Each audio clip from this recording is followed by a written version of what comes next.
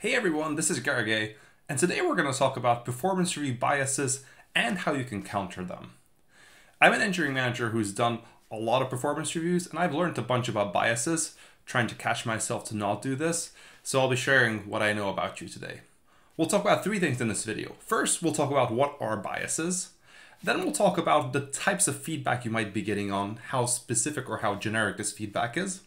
And in the third part, we're going to talk about 8 different biases, the 8 most common biases that I've seen managers typically fall into, and as an employee who's getting this performance feedback, how you can counter them. Now, normally the advice I give is specific to software engineers because they're the people who I work with. In this case, biases are pretty generic, so this advice might be applicable way beyond software engineering in any setting where you're getting performance feedback from your manager. So what are biases? Biases are a disproportionate favoring of someone or not favoring of someone. So it's an inclination to favor for a specific type of person or a specific personality, or to not favor that person. And usually we don't associate bias with something good. Usually when you say things like age bias, it probably means that someone has a bias against older people. The truth is that biases are a part of human nature for the most part, for most people. A lot of people are inclined to prefer things or people who are similar to them in one way or the other, and they might have some unconscious biases, some unconscious non-favoring of people or things that are just feel alien or different. That out of the way, let's talk a little bit about, on a performance review, what type of feedback you might be getting. So when you're going to get feedback from your manager on a performance review, the feedback might be generic or specific. And good feedback will be very specific. Now, what do I mean by specific? It'll often talk about a situation, a specific situation when something happened. So your manager might be saying, in this situation, this thing happened, I observed this, and therefore my conclusion is that. That is a specific piece of feedback. You can probably work with that. You probably remember that situation. You might have your own opinions on it. Maybe you disagree. Maybe you think your manager misinterpreted it, and you can have a conversation about it. Contrast this with generic feedback. Feedback like, you're too confrontative, or your code quality is not that good. This feedback doesn't have any specifics. It doesn't have a situation where this happened. It will just have things like others said, or I've noticed, or you tend to do this. Generic feedback, honestly, is lazy feedback. As a manager, I try to not give generic feedback because it's not helpful. It's hard to distinguish between me seeing something and generalizing it, that you're doing it all the time, versus me having a lot of specific examples where it will be valid. Now, why am I talking about the difference between specific and generic feedback? It's because the more generic your feedback it is, the harder it is to work with it. It might be more likely that there's some bias in that feedback as we go through the different biases. So before we jump into biases at all, when you're getting feedback and it's not specific enough, do ask clarifying questions on, can you give me an example? Have you observed this in multiple locations? Can you tell me about one of those locations? If you're only left with generic feedback, you're not going to be able to work on that really well. And it is a fair question to ask your manager, can you please give me something more specific to work with? Can you give me a specific example? Now here's a trick. If your manager says, oh, I can't really give you examples, you can also turn it around and saying like, okay, well, I'm not aware of this happening and you couldn't give any examples. So would you be able to tell me the next time when this happens? Just give me feedback immediately. And they're probably gonna have to say yes. If they say no, it comes out pretty silly. So now that they've said that, check in with them. And on every one-on-one, ask them like, hey, have you seen me observe this behavior? And if they say yes, you can talk about something specific. If not, then you can tell them, well, I'm working on it, if you are working on it. Or if you're not, then not change anything. You can just also be like, I've not changed anything, so maybe that wasn't even an issue. When you're getting critical feedback, it is fair to ask for specifics. It's not fair game if someone just gives you a one-way, very lazy, generic feedback. You should push back on it. I'm saying this is a manager who calls this fair game. When anyone pushed back on this, I always told them, you're right, I should have done my homework and let me see what I can do. Either I got the information or I promised to give that specific feedback when I saw it. So let's talk about the biases that you're most likely to see in performance reviews when a manager delivers these to you. The first bias is the recency bias. This is by far the most common. Now, if you've got performance reviews once a year or twice a year, which means the feedback should be for, let's say, the next 6 months or 12 months, typically your manager will over-index on the last few months or maybe even the last 2 weeks of what happened. It's fresh memories, they remember. Now, this could be good or this could be bad. If you've just done something highly impactful, let's say you've shipped an impactful project, you've done some great contributions, you've gotten some great feedback, your feedback might be actually more positive than it should be. But it can also be the other way around. You did something that wasn't that great. Maybe a deadline slipped. Maybe you pushed some code and it caused an outage. It could be anything. And your manager might over-index on this specific period. An easy way to recognize this feedback is when your manager talks about your achievements, see if they only talk about the most recent achievements. Now, how do you challenge or how do you work with this when you're negatively affected by it? The best way to go about this is, even before the performance review, send your manager a self-review of all the things that you've done throughout the period. Now, to do this is a good idea to keep a log of all the things that you've been doing. The other thing you can do is, on the review, ask your manager if they take it into account this specific thing that you've done further back in the past. And if they haven't, just point out that maybe they didn't take that into account. The next type of bias is the strictness bias.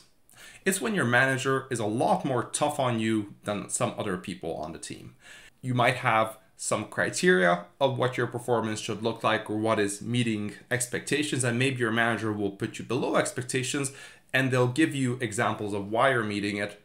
It might be generic, but it might also be very specific. You might not know this, but you might feel that they're applying a double standard. For some people, they might not look at their expectations as strictly as with you. Now, when you have this is a tough one to work with. First of all, you don't see the performance reviews for everyone on your team, so you cannot be sure if your manager actually has a strictness bias for you and a leniency bias for some other people, which is the opposite of strictness bias. But there's a few things that you can do if you're in this situation. First, if the feedback is generic, ask it to be more specific and push back on it if it's not specific.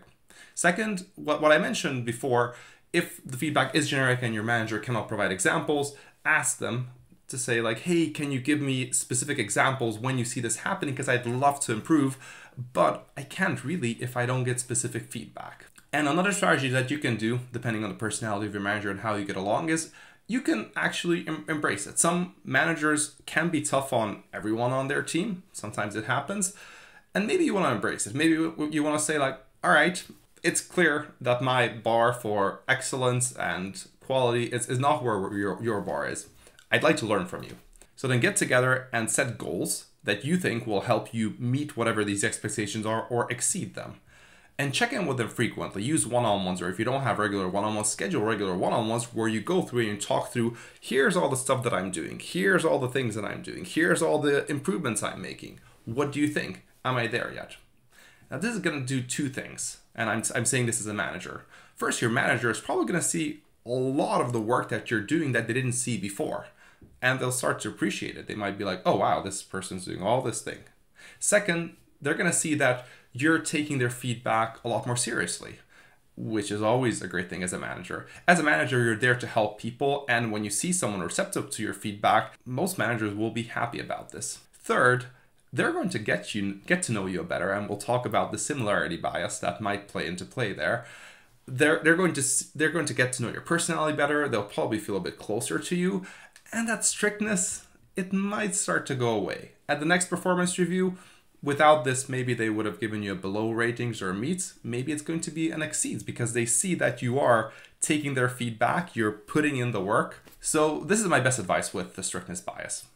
The next bias is the leniency bias, and this is the opposite of strictness bias. Your manager might be just a bit too lenient, and they might say you're above expectation or meeting expectations when you actually might not be doing that. Now, this is on one end a good problem to have. On the other end, it might limit your growth. But if you get this, you might not know about it and, enjoy it. If you really want to, you can challenge your manager, but I'm not really going to suggest that. The next bias is the horns bias. I'm not sure why it's called this. I think it might be the devil's horns.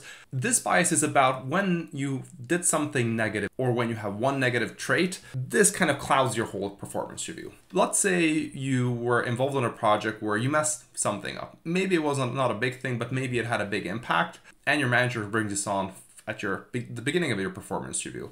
And then they're going to rate you consistently low on a bunch of different areas, probably because of this one thing. And this feels really unfair. I mean, you might have done something small, or maybe have a trait that your manager thinks is some sort of a big deal. Maybe your writing is not as clear, or maybe your spoken communication, or maybe you don't have an attention to detail at a certain area. And maybe they're right. Maybe that is true. But they're now taking it and they're applying it across the board, and your whole performance review will suffer, as opposed to just that one specific area. Now, this one's a tricky one to counter. First, you need to figure out what this main thing is. For the most part, it might not be as difficult because your manager will typically either start with this or they will mention a lot of the things at the same time.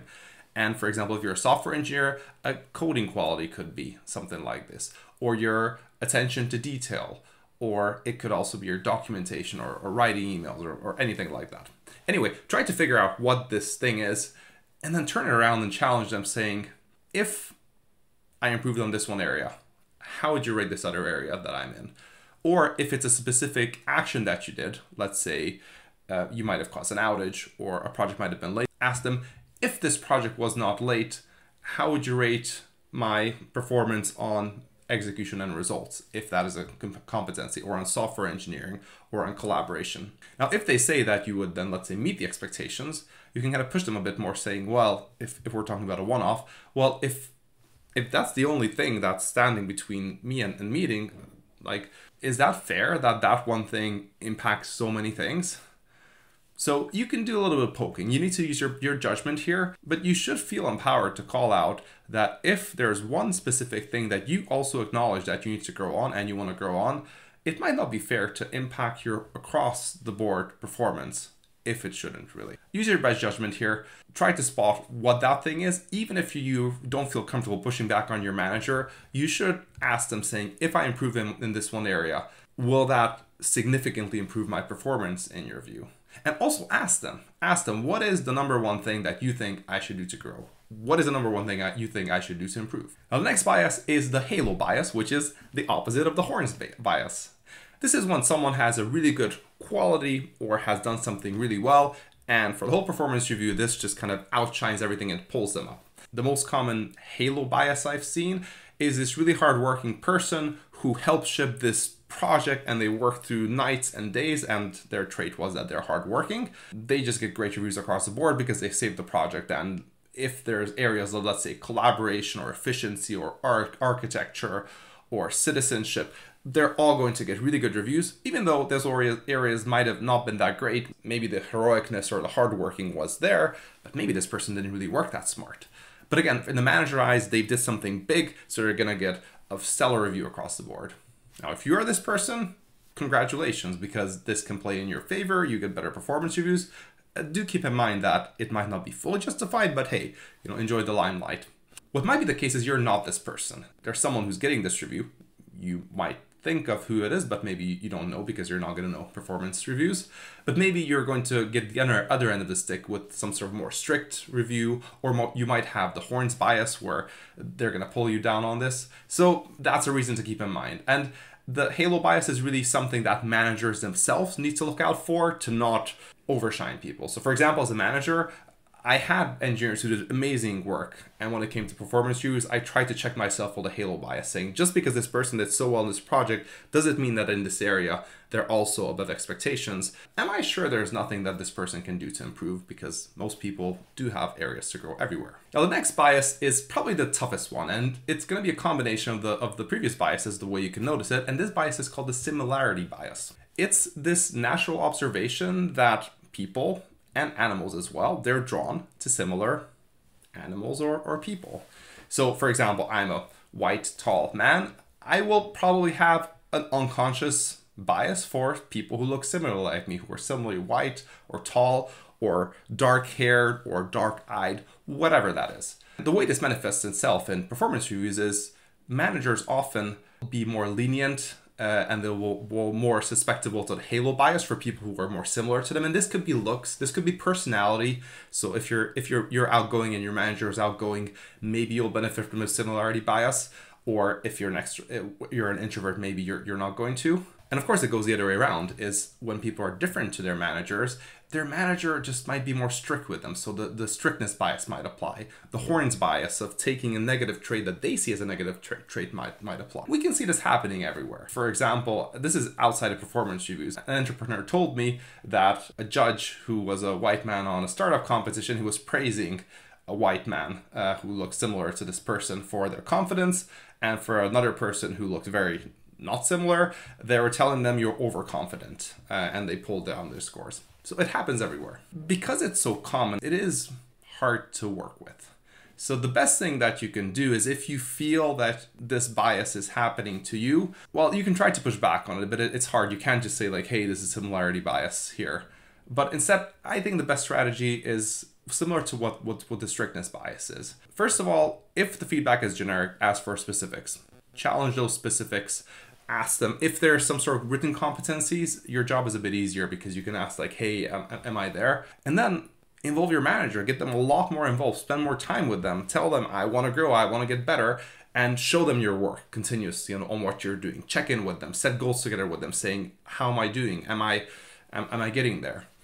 But the unfortunate reality is that unless managers recognize that they have a similarity bias or a negative bias, it will be hard for them to fix this.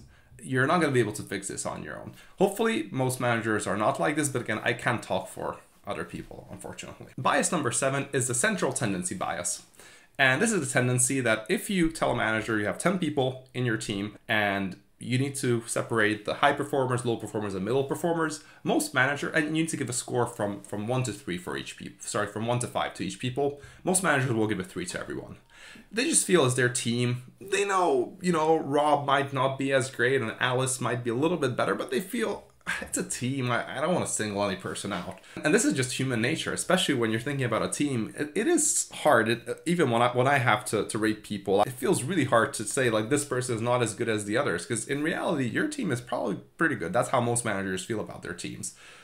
And by the way, fun fact, this bias is so strong that this is the reason that force curves were a thing in a lot of companies. Force curve being that 20% of people have to have a high rating, 70% have to have a medium, and 10% have to have a low rating. They force managers to get rid of this bias and put people in one bracket or the other. Now, you're not going to see how your manager rates other people on the team, so you might not observe this bias, but you can absolutely observe it in the case that you have multiple competencies or multiple kind of ratings that you get in multiple areas, and you might just get average on all of them. That is a central tendency bias at play. Your manager probably didn't really want to call out one area or the other. They were just playing it safe, which again is totally natural, but it might not help you grow as much. What you can do in this case is you can challenge your manager a bit like, hey, okay, I know you said that all of these areas I'm equally strong on, but if you had to choose one area that I'm the strongest on, which one would it be? And when they tell you, oh, well, I guess it's this one. Well, why is that? What do you think there is? And by the way, do you think I'm above expectations, or what am I missing to be above expectations? Am I already there? So just push them there. In the same way, it might be counterintuitive, but push them a little bit up on your weakest point. If you could choose one thing where I should grow, or one thing where I'm not as good at as the others, which one would it be? And just push them to tell you, because they will probably know. They just probably don't want to tell you, or they probably don't want to choose. And this way, I'm not asking to ask them to change that rating to a bit lower, but walk away with knowing what is at least one area that you can grow, you can get better at, probably your biggest weakness, and what is one of your biggest strengths in the eyes of your manager. Now, the final bias is the contrasting bias. This is when you're compared to someone else, which you might think it's a natural and good thing to do, but not really with performance reviews. So a good performance review would be that you have a clear expectation of what is expected at the role. Again, sticking with the example, software engineer, at let's say a senior level, you might be expected to be able to lead a project, to keep the quality bar high, and a bunch of other things. And your performance review should be against that expectation. And why is that? Why should you just not be compared with people on a team? While in your company, there's probably a bunch of senior engineers and senior developers or people at the same level as you. But in your team, there's only probably 1 or 2 people. So it would just make for a really skewed thing. You might not be a good role model, or the people you're compared to might not be those role models. As a manager, one of the first things I started to do is just try to consciously not compare people to others. Because by the way, you do it. As a manager, even I do it. In my mind, I do compare people on the team. In performance reviews, I really try to stop myself and I try to objectively compare to what is expected. And the danger of comparing people is that maybe you have some really strong people on the team and you might pull others down who you might say that they're under expectations when they're meeting expectations. You just have really strong people. Same way around, if your team is not very good, as a manager, you might say, well, these people are meeting expectations, this person's above, but maybe that person is not above. And maybe if they go for promotion and there's a committee, they're going to be rejected. So how can you spot contrasting bias? The easiest way is if your manager compares you to someone else, saying, well, compare this with Bob who does this and this and this. And you want to stop them there and saying, like, hold on, like, could you explain to me without involving other people? Can you tell me what the expectation is? And often contrasting bias comes into play when there is no clear expectation. There might not be an expectation for the role or for your level. And that's a tough one. But here's my suggestion on what you can do, especially if you're under expectations. You can ask, like, would someone look like or behave like who's meeting expectations? Let's not talk about Bob, but like in general. And your manager will probably start talking about they should be doing this or that. Start taking notes and then show it to them. So like, okay, so is this what the expectation for the level is? And maybe your manager, they'll probably feel uncomfortable, but hey, they got themselves into a situation. They might add a few things. But then what you want to do is you want to add some of your strengths onto their saying, so what about this? This, for example, being detail-oriented or writing good documentation. Maybe you're good at writing documentation. Would that be an expectation for this level? And if your manager says yes, fantastic. You can be like, well, actually, I do a lot of that thing. So I guess that probably puts me into meeting that specific expectation. You can start to talk through it. If your manager says no, you can push them a bit more. Like, so why not? Is that really at the next level? Or where does that fit in? Or is that... It's an awkward situation to be in, but you really should push on there. And a more trickier way to notice contrasting bias without your manager mentioning other people, they might just mention others. Or here's what other people typically do. Do ask, who are those other people? Is this people on the team? If so, which people? And you can get them into a bit of a corner, which you do want to do, by the way. You might, a lot of this advice I'm giving might feel like you're cornering your manager. Who are you to corner your manager? I'm going to turn it the other way around. I think it's not a great manager who doesn't give you good feedback, and you have all the right to push them to give you better quality feedback, which is less biased. It is more about the facts, and it's more specific. You don't have too much to lose. If your manager refuses or you feel your relationship will get worse with them, well, I'm sorry, time to look for a new manager or for a new team. But if they are receptive, you can only get good things out of this. First, they're gonna know that you do care about your feedback and they should not mess around with you. And I guarantee that for the next time, they will put more thought into the feedback and it will hopefully be a bit more fair. You might also be able to influence how some of these definitions are done. You never know, some of that might go back to there. So that's it for summarizing biases, how you can spot them, my advice on how you can respond to them. If you like this content, hit subscribe so you get notified of when I post new and similar videos. Thanks very much.